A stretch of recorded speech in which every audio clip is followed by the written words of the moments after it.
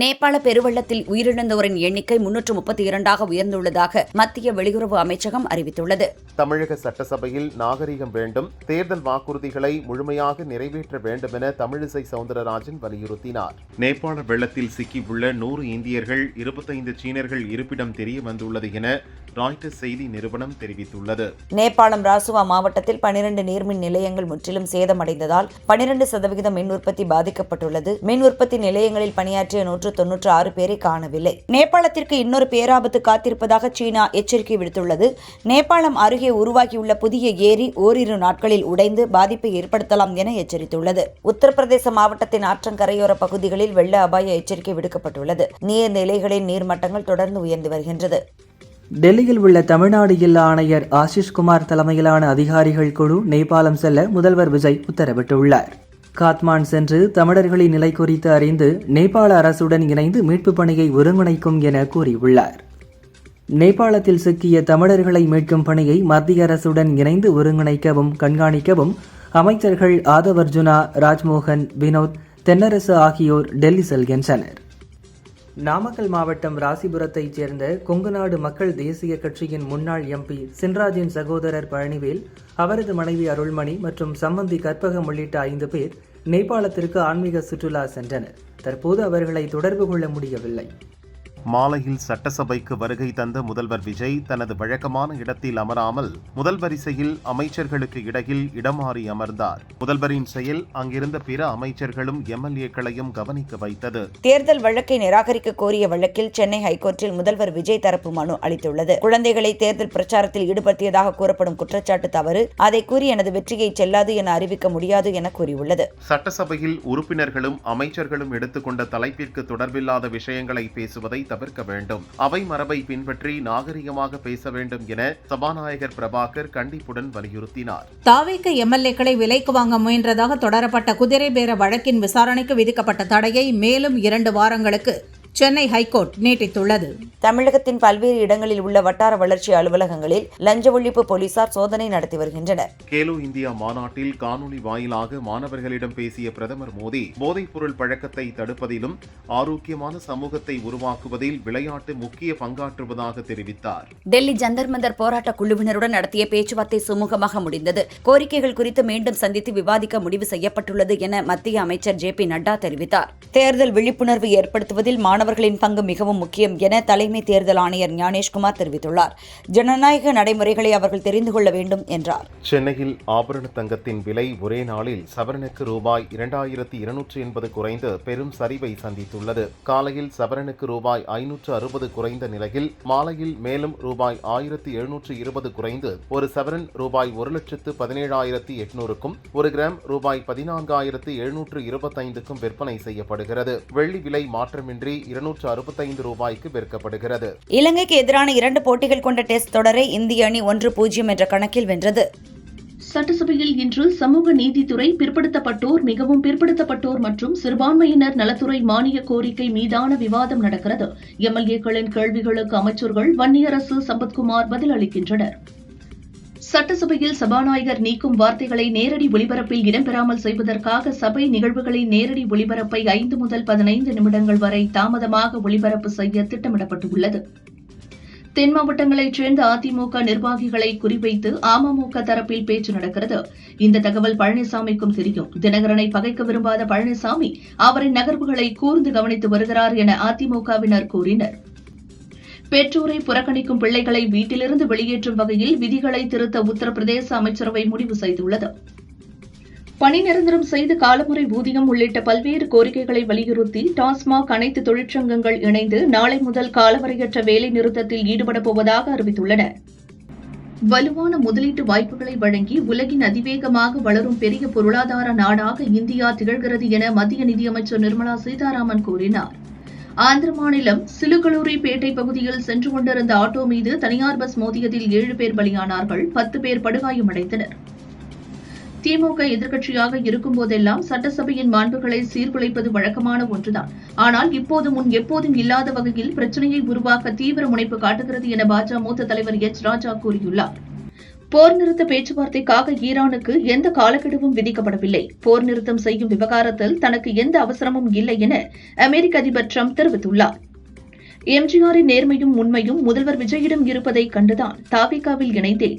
இந்த ஆட்சி நல்லாட்சியாகவும் வெளிப்படை தன்மையுடனும் நடப்பதைக் கண்டு நாம் மகிழ்ச்சியடைய வேண்டும் என சபாநாயகர் ஜே.சி.டி. பிரபாகர் கூறினார். நேபாளத்தில் ஏற்பட்ட வெள்ளத்திற்கு பின்பான ட்ரோன் காட்சிகள் தற்போது வெளியாகியுள்ளது. இது பார்ப்பவரை கண்கலங்க செய்துள்ளது. அரசியலில் களமிறங்குவதற்காக நடிகர் தனுஷ் தனது ரசிகர் மன்றத்திற்கு உறுப்பினர் சேர்க்கையை தீவிரப்படுத்தி வருகிறார். சென்னை ஆழ்வார்பேட்டையில் உள்ள அகர்வால் கண் மருத்துவமனையில் உலகின் முதல் அதிநவீன அறுவை சிகிச்சை மையத்தை முதல்வர் விஜய் திறந்து வைத்தார். அடுத்த 30 ஆண்டு போக்குவரத்து பிரச்சினைக்கு தீர்வு காணும் வகையில் சென்னையிலிருந்து கன்னியாகுமரி வரை 8 வழி சாலை அமைக்கும் திட்டத்திற்கு விரிவான திட்ட அறிக்கை தயாரிக்கும் பணி உடனடியாக துவங்கப்படும் என அமைச்சர் ஆதவ் அர்ஜுனா கூறினார். பன்றிக் காய்ச்சல் பரவல் குறித்து யாரும் பயப்பட வேண்டாம் என சுகாதார அமைச்சர் அருண்ராஜ் தெரிவித்துள்ளார். அரசு தீவிரமாக கண்காணித்து வருகிறது என்றார். மேட்டூர் அணை வரும் 1ஆம் தேதி திறந்துவிடப்பட உள்ளது. வேளாண்மை மற்றும் உழவர் நலத்துறை காவிரி டெல்டா மாவட்டங்களில் பாசன பணிகளை உடனடியாக தொடங்குவதற்கு தேவையான அனைத்து முன்னேற்பாடுகளையும் மேற்கொள்ள வேண்டும் என அறிவுறுத்தப்பட்டுள்ளது. தாவக அரசின் 100 நாள் சாதனையாக அத்தியாவசிய பொருட்களின் விலை தாறுமாறாக உயர்ந்து வருகிறது என அதிமுக முன்னாள் அமைச்சர் ஆர்.பி. உதயகுமார் கூறினார். காய்கறி, அரிசி, பருப்புகளின் விலை கிடுகிடுவென உயர்வதால் பொதுமக்கள் அதிர்ச்சியடைந்துள்ளனர். முந்தைய ஆட்சியில் ஏற்பட்ட இடர்பாடுகளை நீக்கினால் சுமார் 2 லட்சம் கோடி ரூபாய் மதிப்பிலான திட்டங்களுக்கு 5 ஆண்டுகளில் அனுமதி அளிக்க மத்திய அரசு தயாராக உள்ளது என சட்டசபையில் அமைச்சர் ஆதவ் பேசினார். நேபாளத்தில் ஈஷா யோகா மையம் சார்பில் ஆன்மீக சுற்றுலா சென்ற 80 பேரின் நிலை என்னவென்று தெரியவில்லை. தேடுதல் பணிக்கு நானும் ஈஷா மைய தன்னார்வலர்களும் செல்வதற்கு அனுமதி வழங்க வேண்டும் என நேபாள அரசுக்கு சத்குரு வேண்டுகோள் விடுத்துள்ளார். நேபாள பெருவெள்ளத்தில் 18 பஸ்கள் சுற்றுலா பயணிகளுடன் அடித்து செல்லப்பட்டுள்ளது. மீட்புப் படையினர் பஸ்களை மீட்கும் பணியில் ஈடுபட்டுள்ளனர். சென்னை குரோம்பேட்டையில் உள்ள தனியார் நிறுவனம் மூலம் கைலாஷ் யாத்ரா சென்ற 49 பேரின் நிலைமை குறித்து தகவல் இல்லை என உறவினர்கள் அச்சமடைந்துள்ளனர். மேட்டுப்பாளையம் குமரன்குன்று கல்யாண சுப்பிரமணிய சுவாமி திருக்கோயிலில் கும்பாபிஷேக விழா விமரிசையாக நடைபெற்றது. நேபாள வெள்ளத்தில் சிக்கியுள்ள தமிழர்கள் குறித்த விவரங்கள் குறித்து தீவிரமாக கண்காணித்து வருகிறோம் என அமைச்சர் ராஜ்மோகன் சட்டசபையில் தெரிவித்தார். டெங்கு காய்ச்சலை தடுக்க தீவிர நடவடிக்கை எடுக்கப்பட்டு வருகிறது என அமைச்சர் அருண்ராஜ் சட்டசபையில் தெரிவித்தார். டெங்கு கொசுக்களை ஒழிக்கும் பணியும் நடந்து வருகிறது என்றார். நல்ல நாட்டை உருவாக்க வேண்டும் என்றால் விளையாட்டுத் திறனை மேம்படுத்த வேண்டும் என பிரதமர் மோடி தெரிவித்துள்ளார். விளையாட்டில் வெற்றி என்பது பதக்கங்களுடன் முடிந்து விடுவதில்லை என்றார். தஞ்சை ஸ்ரீ வரதராஜ பெருமாள் கோயில் கும்பாபிஷேகம் விமரிசையாக நடைபெற்றது. புனித நீர் கோபுர கலசத்தில் ஊற்றப்பட்டது. கூச்சலிட்டு கூவி விற்கும் கடையல்ல சட்டசபை, பொறுப்புடன் நடந்து கொள்ள வேண்டும் என இந்திய கம்யூனிஸ்ட் மாநில செயலாளர் வீரபாண்டியன் அறிவுறுத்தியுள்ளார்.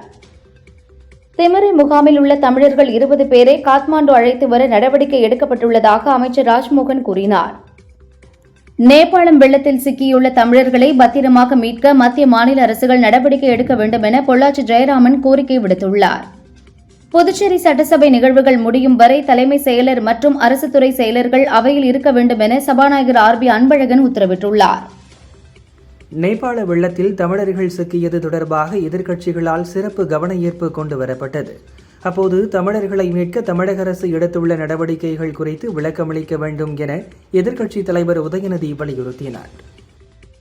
புதிய அரசாணை வெளியிட்டு 8 மாதங்கள் ஆகியும் பழைய அரசாணையே தொடர்வதால் அரசு டாக்டர்கள் வெளிநாடுகளுக்கு கருத்தரங்கு பயிற்சி பெற செல்வதற்கு அனுமதி கிடைப்பது சிக்கலாக உள்ளது. புதுச்சேரி ரேஷன் கடை ஊழியர்களுக்கு சம்பளம் உயர்த்தப்படும் என சட்டசபையில் முதல்வர் ரங்கசாமி அறிவித்துள்ளார். ரேஷன் கடை பொருட்களை கூடுதலாக்கி வழங்கப்படும் என்றார். காவல் தீயணைப்புத்துறை சார்பில் 164 கோடி ரூபாய் மதிப்பில் புதிதாக கட்டப்பட்ட கட்டடங்களை சென்னை தலைமை செயலகத்தில் இருந்து வீடியோ கான்பரன்சிங் மூலம் முதல்வர் விஜய் திறந்து வைத்தார். நேபாள வெள்ளத்தில் காணாமல் போன தமிழர்களை மீட்க நடவடிக்கை எடுக்க வேண்டும் என அதிமுக பொதுச் செயலாளர் எடப்பாடி பழனிசாமி கோரிக்கை விடுத்துள்ளார். நேபாளத்தில் பெரும் வெள்ளப்பெருக்கு ஏற்பட்டுள்ள நிலையில் சுற்றுலா வந்த இந்தியர்கள் 300 பேரை காணவில்லை என்று அந்நாட்டு வெளியுறவுத்துறை அமைச்சர் ஷிஷிர் கனால் தெரிவித்துள்ளார். பழைய பஞ்சாயத்துகளை தீர்த்து கொள்ளும் இடமாக சட்டசபை மாறிக்கொண்டிருக்கிறது. சட்டசபை ஒரு டிராமா மன்றமாக மாறிவிடக்கூடாது என்பது என்னுடைய நிலைப்பாடு என அண்ணாமலை கூறியுள்ளார். பாபநாசம் மேலக்களக்குடி ஸ்ரீ சந்தன காளியம்மன் கோவில் 36ஆம் ஆண்டு மகா கும்பாபிஷேகம் சிவாச்சாரியார்கள் ராஜகோபுரம் கலசத்திற்கு புனித நீர் ஊற்றப்பட்டு விமரிசையாக நடைபெற்றது. அமைச்சர்கள் பேசுகிற போது முன்னுரை ஏதேனும் கூற விரும்புகிறீர்களா என்று நான் கேட்கும்போதே அறிவிப்புகளை முழுமையாக படித்து விடுங்கள் என எதிர்க்கட்சி உறுப்பினர்களுக்கு சபாநாயகர் பிரபாகர் வேண்டுகோள் விடுத்துள்ளார். அதை பொறுத்து நேரம் கருதி பதிலுரையை குறைத்துக் கொள்ளலாம் என்றார். தூய்மை பணியாளர்களுக்கு அகம் திட்டத்தின் கீழ் 2500 கான்கிரீட் வீடுகள் கட்டித்தரப்படும் என சட்டசபையில் அமைச்சர் வன்னியரசு அறிவித்தார். திருவண்ணாமலை அருணாச்சலேஸ்வரர் கோவிலில் அறநிலையத்துறை அமைச்சர் ரமேஷ் ஆய்வு செய்தார். ஆவணி பௌர்ணமியை முன்னிட்டு கோவிலில் கிரிவலம் செல்ல பக்தர்களின் கூட்டம் அலைமோதுகிறது. தேனி கோடங்கிப்பட்டியைச் சேர்ந்த செல்வம், அவரது மனைவி சித்ராதேவி, தாய் சரஸ்வதி ஆகிய 3 பேர் நேபாளத்துக்கு யாத்திரை சென்றனர். செவ்வாய்க்கிழமை முதல் இவர்களை தொடர்பு கொள்ள முடியவில்லை என உறவினர்கள் தெரிவித்தனர். உயிர்ம வேளாண்மையில் சிறப்பாக செயல்பட்ட நல்லசிவம், சுப்பிரமணியன் மற்றும் சாதனா ஆகிய 3 விவசாயிகளுக்கு 2025-2026 ஆண்டுக்கான நம்மாழ்வார் விருதுகளை தமிழக முதல்வர் விஜய் வழங்கினார். சமூக நீதி பேசக்கூடிய திமுக போன ஆட்சியில் ஜாதிவாரி கணக்கெடுப்பு பற்றி பேசவே இல்லை. பாஜக பெயரை சொல்லி தப்பிக்க கூடாது. தவேக அரசுதான் சமூக நீதி கணக்கெடுப்பை அறிவித்திருக்கிறது என சட்டசபையில் அமைச்சர் ஆதவர்ஜுனா தெரிவித்தார்.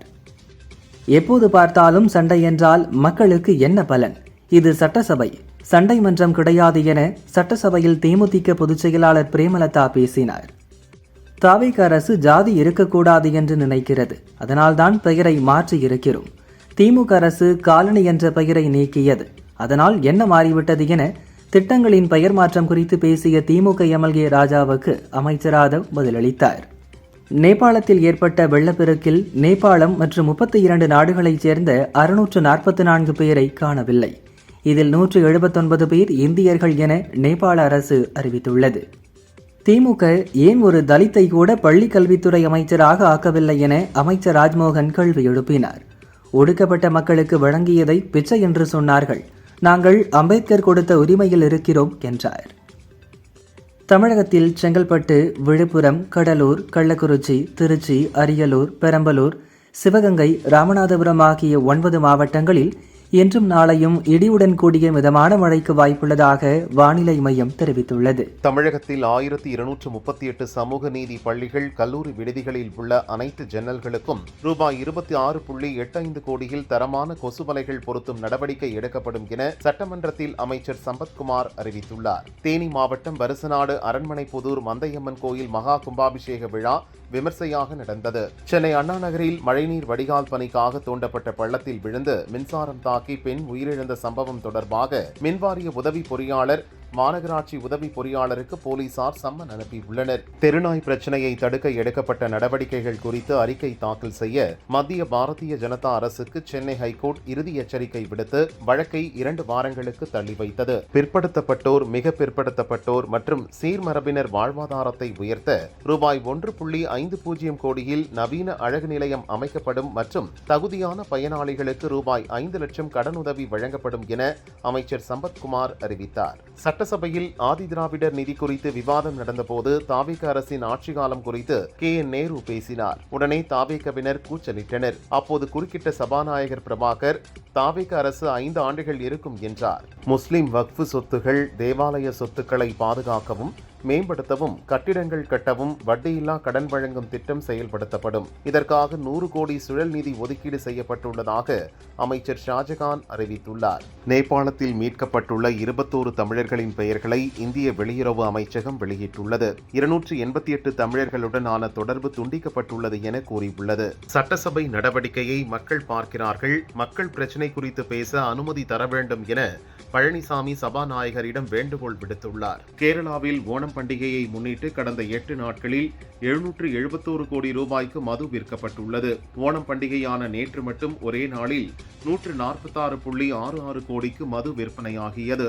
மதுரை அழகர் கோயிலுக்குள் பக்தர்கள் செல்போன் கொண்டு செல்ல வரும் செப்டம்பர் 1ஆம் தேதி முதல் தடை விதிக்கப்படுவதாக கோயில் நிர்வாகம் அறிவித்துள்ளது. தமிழக சட்டசபையில் ஆதவர்ஜுனா பேசும்போது மட்டும் அவையில் கூச்சலும் சண்டையும் ஏற்படுவதாக தேமுதிக பொதுச் செயலாளர் பிரேமலதா விமர்சித்துள்ளார். மத்திய அரசு சாதிவாரி கணக்கெடுப்பு நடத்துவதை எதிர்த்து எதிர்த்தும் மாநில அரசை ஏன் நேரடியாக கணக்கெடுப்பை நடத்தக்கூடாது என்றும் சட்டசபையில் அதிமுக எம்எல்ஏ சி.வி. சண்முகம் கேள்வி எழுப்பினார்.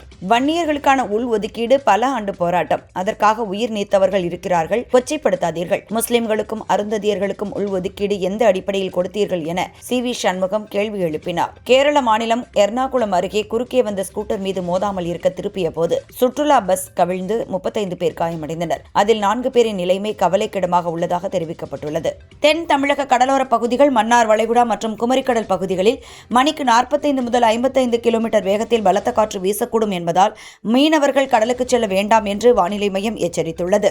இலங்கை கிரிக்கெட் வீரர் சோனல் தினுஷா அபாரமாக விளையாடி 2 இன்னிங்ஸிலும் சதம் அடித்து இந்திய அணியின் 2வது டெஸ்ட் வெற்றியை தடுத்தார். சென்னை கொடுங்கையூரில் பிரபல பிரியாணி கடையில் வாங்கிய மட்டன் பிரியாணியில் புழு கிடந்தது. இதுகுறித்து உணவு பாதுகாப்புத்துறை அதிகாரிகள் ஆய்வு செய்து கடைக்கு அபராதம் விதித்தனர். மேற்கு தொடர்ச்சி மலை பகுதிகளில் தொடர்ந்து மழை பெய்து வருவதால் பாதுகாப்பு கருதி குற்றாலம் மெயின் அருவியில் டூரிஸ்டுகள் குளிக்க தடை விதிக்கப்பட்டுள்ளது. சென்னை மெட்ரோ ரயில் நிறுவனத்தின் புதிய நிர்வாக இயக்குநராக மூத்த IAS அதிகாரியான ஆஷிஷ் சாட்டர்ஜி நியமிக்கப்பட்டுள்ளார்.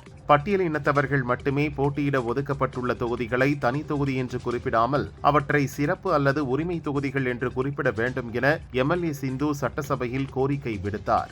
கும்பகோணம் அருகே மயான பாதை மற்றும் போதுமான அடக்கஸ்தல வசதி இல்லாததால் உடல்களை ஒன்றன் மீது ஒன்றாக வைத்து அடக்கம் செய்யும் அவலம் தொடர்பாக மக்கள் அரசுக்கு கோரிக்கை விடுத்துள்ளனர். இந்தியா இலங்கை இடையிலான 2வது டெஸ்ட் போட்டி டிராவில் முடிந்தது. 2வது இன்னிங்ஸில் சோனல் தினுஷானின் அசத்தல் ஆட்டத்தால் தோல்வியில் இருந்து தப்பியது இலங்கை அணி.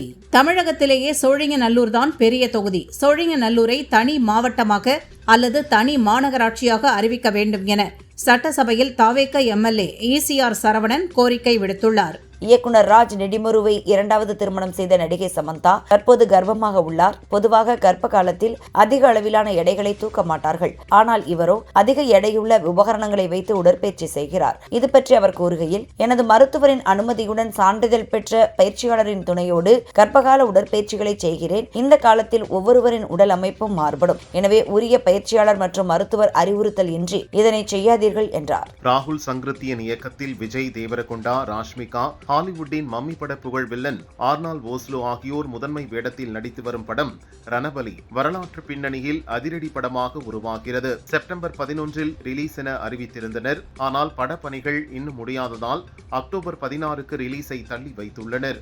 நடிகை பிரியா பவானி சங்கர் நடிப்பில் சமீபத்தில் இருமுடி படம் வெளியானது. தெலுங்கில் அவரது முதல் வெற்றி படமாக இது அமைந்தது. அவர் கூறுகையில், நிறைய படங்களில் நடிப்பதில்லை, தனித்துவமான கதைகளில் நடித்து ரசிகர்களை கவரவே விரும்புகிறேன். சினிமாவில் ஒவ்வொரு அடியையும் கவனமாக வைக்கிறேன். என் படங்களை ரசிகர்கள் குடும்பத்துடன் பார்க்கவே விருப்பம். இதிலிருந்து மாறமாட்டேன் என்கிறார்.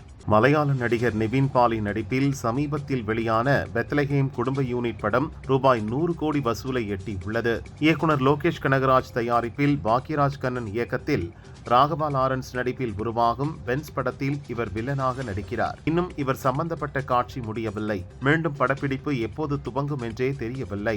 இப்படத்திற்காக தாடி வளர்ப்பதால் எப்போது வேண்டுமானாலும் கூப்பிடலாம் என்பதற்காக தாடி எடுக்காமல் மற்ற படங்களிலும் தாடியுடன் நடிக்க வேண்டியுள்ளது என தனது வருத்தத்தை பதிவு செய்துள்ளார் நிவின். அனிமல் படத்தை இயக்கிய சந்தீப் ரெட்டி வங்கா அடுத்து பிரபாஸ் நாயகனாக நடிக்கும் ஸ்பிரிட் படத்தை இயக்கி வருகிறார். திருப்தி டிம்ரி நாயகியாக நடிக்கிறார். அடுத்த ஆண்டு மார்ச் 5 ரிலீஸ் ஆகிறது. இப்படம் குறித்து பேசிய சந்தீப் ரெட்டி, நாம் எவ்வளவு முயற்சித்தாலும் ஸ்பிரிட் படத்திற்கு சென்சார் போர்டு A சான்றிதழ் தான் கொடுப்பார்கள் என படம் ரிலீஸிற்கு முன்பே இப்போது கூறியுள்ளார்.